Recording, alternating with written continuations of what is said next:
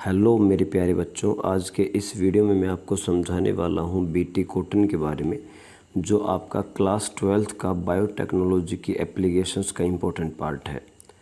आपने इससे पीछे वाले चैप्टर में रिकॉम्बिनेंट डीएनए टेक्नोलॉजी का स्टेप्स पढ़े हैं, जिसमें हमने किसी भी जीन को आइसोलेट करके किसी दूसरे होस्ट के अंदर उस जीन को एक्सप्रेस किया था। इस वाले चैप्टर में उस टेक्नोलॉजी का यूज़ करके हम क्या क्या एप्लीकेशंस देख रहे हैं उसकी बात करेंगे। तो सबसे पहले बेटा, बैसिलस thuringiensis एक बैक्टीरिया होता है।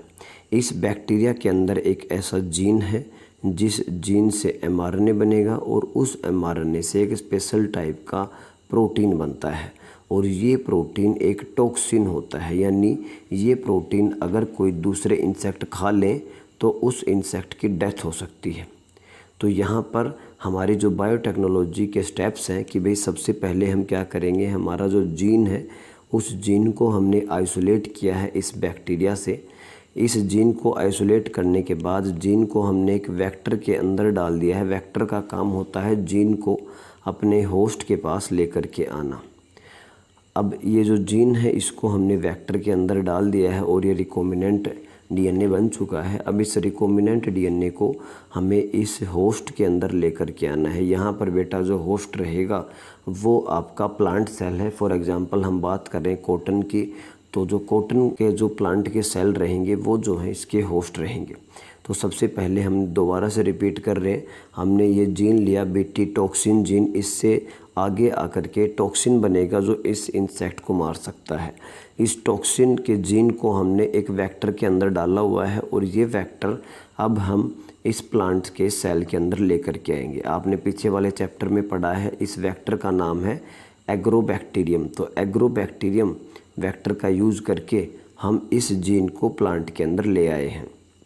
देखिए, जब ये जीन जो है प्लांट का जो न्यूक्लियस होता है, न्यूक्लियस के डीएनए का पार्ट बन जाएगा। यानी जब ये न्यूक्लियस का डीएनए रेप्लिकेशन करेगा, रेप्लिकेशन के बाद ट्रांसक्रिप्शन करेगा और ट्रांसलेशन करेगा, तो इस समय अगर हमारा जीन भी इसी मेन क्रोमोसोमल डीएनए जो प्लांट का मेन डीएनए है उसके साथ इंटीग्रेट हो जाए या उसी का हिस्सा बन जाए, तो जब ये प्लांट का डीएनए मल्टीप्लाई करेगा तब इस जीन से ये टॉक्सिन बनेगा। मान लो हमने माइक्रो प्रोपगेशन के थ्रू एक कॉटन का प्लांट लगाया, तो इस प्लांट के हर सेल के अंदर ये बीटी टॉक्सिन जीन एक्सप्रेस करेगा। यानी इससे एक ऐसा प्रोटीन बनेगा जो इस इंसेक्ट को मार सकता है। तो बेटा आपके एनसीईआरटी की लाइन में लिखा हुआ है सबसे पहले कि बीटी टॉक्सिन जो है वो कौन कौन से इंसेक्ट को मार सकता है।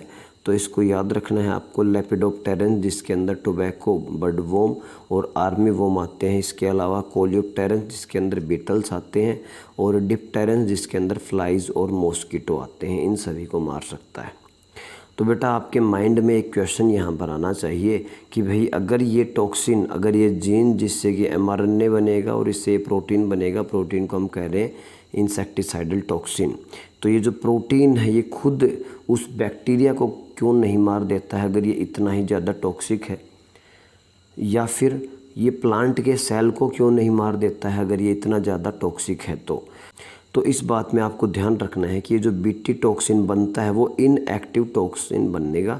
इसको हम कहेंगे प्रोटॉक्सिन। तो प्रोटॉक्सिन क्या होता है? इनएक्टिव होता है। अब इसको एक्टिवेट करने के लिए बहुत ही इम्पोर्टेंट है, हमें एल्कलाइन पीएच चाहिए। तो ये अपनी एक्टिव फॉर्म में तभी आएगा जब इसको एल्कलाइन पीएच मिलेगा। आपको ध्यान रखना है एल्कलाइन पीएच जो इंसेक्ट है उसका जो गट होता है, जो पेट होता है, और वो भी मिड गट के अंदर इसको एल्कलाइन पीएच मिल जाती है।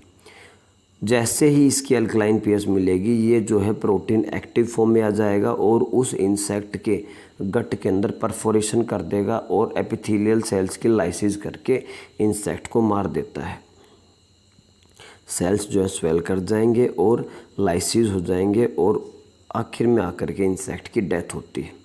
अब बेटा बात आती है कि अलग अलग क्रॉप प्लांट के लिए हम अलग अलग बैसिलस thuringiensis यानी कि इस बैक्टीरिया के अलग अलग स्ट्रेन से हम इस टॉक्सिन को निकालते हैं। फॉर एग्जांपल यहाँ पर आपको ध्यान रखना है 2 स्ट्रेन्स के बारे में। जो भी आपका टॉक्सिन बनता है, जो टॉक्सिन जिस जीन से बनता है उसको हम क्राइजीन कहेंगे। तो यहाँ पर आपको ध्यान रखना है, CRY1AC है और CRY2AB है। ये बेटा कौन से जीन है?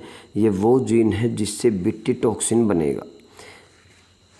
अब ये जो दोनों जीन हैं, इससे जो है कॉटन बोलवॉर्म नाम का पेस्ट मरता है। इसके अलावा CRY1AB जो है, इससे कॉर्न बोरर जो है किल होता है। तो आपको दोनों को ध्यान रखना है, CRY1AC और CRY2AB दोनों जो है कॉटन बोलवॉर्म को मारते हैं। CRY1AB मारता है कॉर्न बोरर को। ये क्या है? ये अलग थोड़े से डिफरेंट क्राइजीन्स हैं जिससे अलग टाइप का टॉक्सिन बनेगा और ये टॉक्सिन स्पेसिफिक होगा, यानी CRY1AC टॉक्सिन किसी दूसरे इंसेक्ट पेस्ट को नहीं मार सकता, CRY2AB जीन किसी दूसरे को नहीं मार सकता। दोनों जो हैं सिर्फ कॉटन बोलवॉर्म को ही मार सकते हैं।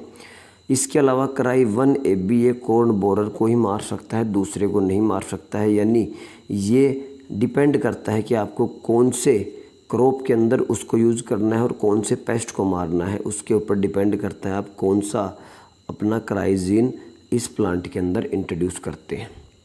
तो बच्चों, ये था आज का वीडियो। उम्मीद करता हूँ आपको वीडियो समझ में आई होगी। यदि वीडियो में कोई भी आपको डाउट लग रहा है इस टॉपिक में, तो प्लीज़ मेरे को कमेंट बॉक्स में ज़रूर बताएं। मैं आपकी कमेंट्स का वेट करता हूँ। और आपको अगर कोई भी टॉपिक बायो का 9 से लेकर 12 क्लास 9 से लेकर 12वीं क्लास तक कोई भी टॉपिक को आसान भाषा में समझना है, बिल्कुल आपकी भाषा में, तो प्लीज़ कमेंट बॉक्स में लिखें। और यदि आप चैनल पर पहली बार आए हैं तो प्लीज़ आपसे रिक्वेस्ट है, चैनल को ज़रूर सब्सक्राइब करें। अगर ये वीडियो फ़ायदेमंद लगा तो अपने दोस्तों के साथ भी शेयर कर सकते हैं। आपका कीमती समय देने के लिए बहुत बहुत धन्यवाद।